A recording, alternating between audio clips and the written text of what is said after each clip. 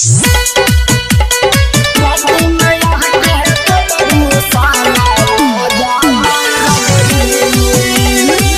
Vaishno recording studio Delhi.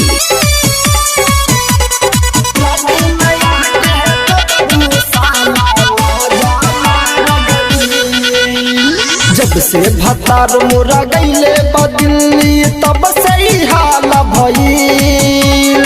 जब से भतार मोरा गईले बदिल्ली तब से ही हाल भइल। राती में यह कह दे बरू साला महजा मार गईल।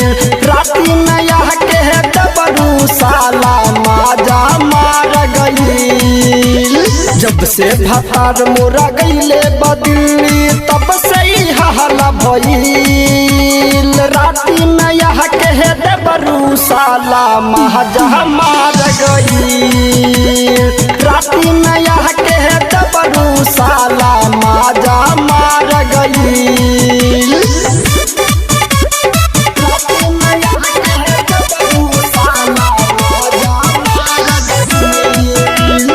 माँ वैष्णो रिकॉर्डिंग स्टूडियो दिल्ली।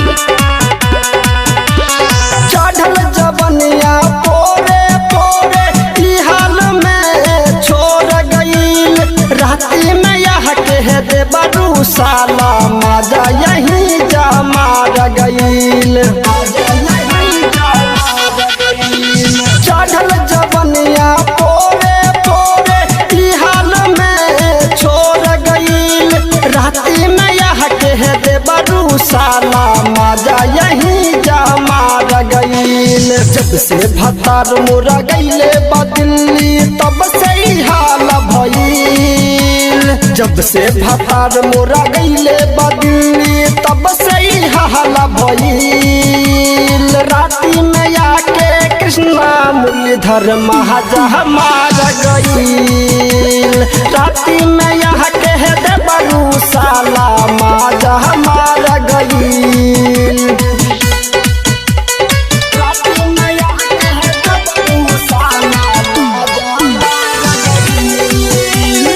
माँ वैष्णो रिकॉर्डिंग स्टूडियो दिल्ली।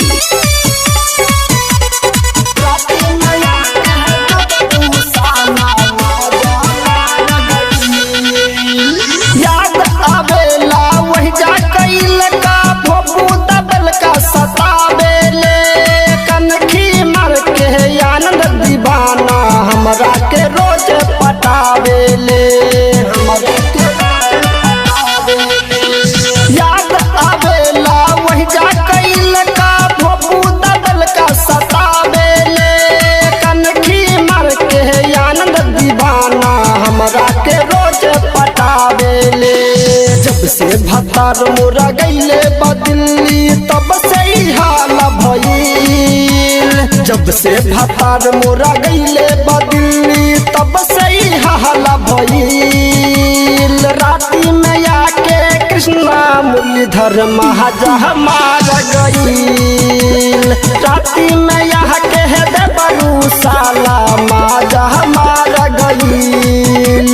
जब से भतार मोरा गईले बदिल्ली तब